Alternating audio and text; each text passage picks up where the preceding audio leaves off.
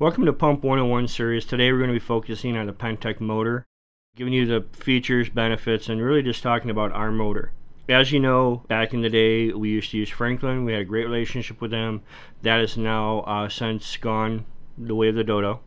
So we developed our own motor. And I think myself, my opinion is that I think that was a good thing. In that we got a clean slate. We got the ability to start over with no outside influence, pull the band-aid off quickly, as you say, and restart, the thinking of it. And so we looked at this as an opportunity, and we created the Faradyne Motor Company, which produces our motors, the Pentek motor. And it was something that we had a blank slate, and we could really design the motor as we wanted it. So I thought, really, in a sense, the whole split was actually a blessing in disguise. As you know, we always like to start our webinars talking about what different opportunities we have. Of course, we have the Pentek Learning Center, where you have interactive e-learning modules, live webinars, and recorded webinars are posted there. It's no charge. I highly recommend you use it. Of course, we have the Pentek Pro Dealer Program. Remember, sign up. Most importantly, out of this Pro Dealer Program, you get labor and extended warranty. So that alone is a benefit in and of itself. Plus, you get other features too. So do look into it at www.pentekprodealer.com. For our distributors, we have our good old Pentek Access Portal. Gives you 24/7 access to your orders, pricing, order status, delivery slips, all of that. Give Miss Amy a call at 866-880-3771. Last but not least, we often have factory schools here in Delavan featuring water systems, which is basically 5 horsepower motors and smaller, and ag and industrial, which is 5 horsepower and up. They're offered in the spring and in the fall. Always look at our website for more information. Getting right to the meat of the subject, so to speak, let's start talking about our motor. And like I said, we had an opportunity to basically redesign this from scratch, from the bottom up, and design the motor we've always wanted.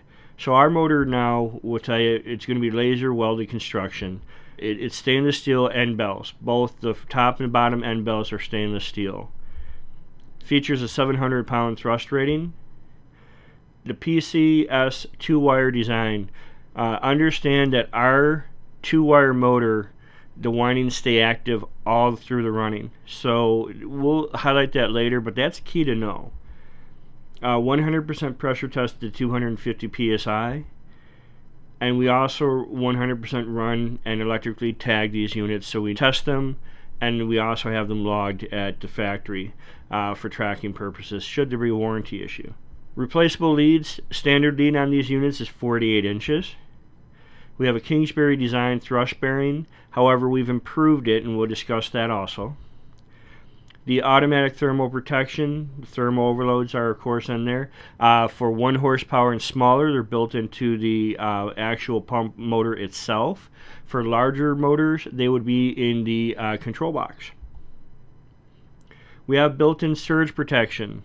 Note it's surge protection. I want to let you know there's no such thing as lightning protection. But we do have built-in surge protection in each of these motors. Now again, that PSC 2-wire design, because we keep the windings active 100% through the running time of the motor operation time, we lower the amps and we also get rid of the harmonic. So that's why it's key to note, and we'll highlight that again, our 2-wire motor, we keep the windings, all of them, active throughout the run. Standard 3-wire controls will work on our pumps, and they are UL, CSA, and NSF approved. Product quality is key, and they do a very good job of it. All of our motors are high pot tested, electrical tested, they're leak tested, they're pressurized up to 250 pounds of pressure. Plus we also pressure test the electrical system by doing meg and ohm tests. We also do a dyno thrust test and other quality visual inspections to make sure we're putting out a good product. The Pentek 4-inch motor in the 2-wire series now, we're going to focus on these for a moment, in that, first of all, in 115 volt we just have the half horsepower. In 230 volt we have half horse up to horse and a half. But the 2-wire design, remember, the key to it is that the permanent split capacitor is key to this whole running, in that it helps not just start the motor, but we keep it in place. So then we have basically a cap start, cap run type of setup, in which the capacitor is there not just to start the motor, but it stays in play to actively help run the motor. By doing this, okay, first of all, we lower the amps during runtime, so it's going to run cooler. It also has smoother and more even torque distribution all the way through the winding, so now we've eliminated a harmonic. The other thing to remember is that ours is VFD friendly. Our unit can be run on a VFD. Our competitor does have a 2-wire motor. However, it has a biax switch in there that does not react well to variable frequency drives. So if you're going to use a variable frequency drive, you got to use our Pentek or Faradyne motor. When it comes to talking to 3-wire motors in single phase, we have a 115 option, half horse only, and it's going to be a cap start induction run. We don't have a cap start cap run option for that. Now when you go to 230, now you open it up to half horsepower all the way up to 5 horsepower. But you can also be run cap start induction run or cap start cap run. The difference between cap start induction run and cap start cap run is this. Both of them have a starting capacitor. However, with an induction run system, once it starts the unit, the start capacitor falls out of the circuit and the start windings are unenergized. So now you have that issue where you have to skip across those, and it creates a vibration and a harmonic in the motor. By going to a cap start cap run unit, now what you're doing is you're keeping, again, very much like our 2-wire motor, all the windings engaged. So now we have equal distribution of torque all throughout the winding. We don't have that dead spot that we have to jump over, so we've eliminated that harmonic for the most part, and we've lowered the amp draw. In my opinion, I know cap start induction run is a price point. It's a dirty cheap, here you go, I want the sale. But your better option has always been a cap start cap run box. When you're talking 3-phase units, we have 200 volt from half horse all the way up to 7.5, 230 volt from half to 7.5, 460 half horse to 10 horse, and 575 horse and a half to 7.5 horsepower. Now also note with our 3-phase motors, if you're using these on our Pentek IntelliDrive, if you hook up the red, the yellow, the black properly in our box, we're assured that the motor should always spin the proper direction, so you shouldn't have to bump test it. If you're using a 3-phase motor without our VFD drive, the PID box, remember you do always want to bump test these motors. Thrust bearing. We had the opportunity to redesign the system, like I said, from the bottom up, and one of the things we did is we increased the bearing 33%. So we have a larger bearing surface. By doing so, we also then increased the thrust rating to 700 pounds. We also redesigned the carbon rotary element for added durability and wear resistance, so it's more robust. So not only did we increase the surface area of the tungsten bearing, but we also improved the carbon. This together with the self-leveling feature of the Kingsbury bearing, I think honestly puts us as a leader in the industry. This is a very good design. The end bells, first and foremost, the end bells, I want you to understand, they're designed to seal the unit tightly. And more so, we've purposely done is that it's a single piece of investment casting, and that it's milled and machined. It's not stamped per se. So this way we have better integrity for water. So the upper design with the integral feature of the cord entry, we have minimal water intrusion because of this. We've also then designed it with stainless steel in mind to keep the corrosion factor to a minimum. Lastly, we've also rounded the bottom end so that it helps go into the well casing smoother. Doesn't get hung up on, say, the joints and such. The cord entry that we have is actually, believe it or not, that's an old Stay Right design. If you remember back in the day, for us long in the tooth, so to speak, this we're familiar with this cord assembly with the 2-bolt pattern to bolt it down and secure it. So it's an innovative design, and it's allowed for controlled compression, so that grommet, when we insert it, we properly compress it to help watertight the fitting very well, very well. Each is pressure tested up to 250 psi twice. So when we connect these in the motors, we make sure that there's no water intrusion. This design is UL, CSA, and NSF approved. The drive shaft is 17.4 precision hardened stainless steel. It's machined, and it is also made to the NEMA standard. So our motor will fit any NEMA standard pump end. Motor shell. The motor shells are 304L stainless steel tubing to maximize the corrosion resistance. The maximum diameter designed for these is 3.75 inches. We also do not use labels. We laser etch the nameplate onto the casing of the motor shell, which once you pull it out, often you can recover information from it, unlike if you're using a label or such. That information will often be lost. The bearing housings and the radial bearings, they're made upper and lower, are made of a specially formulated carbon, and it's a very rugged and durable cast iron setting that these are placed in.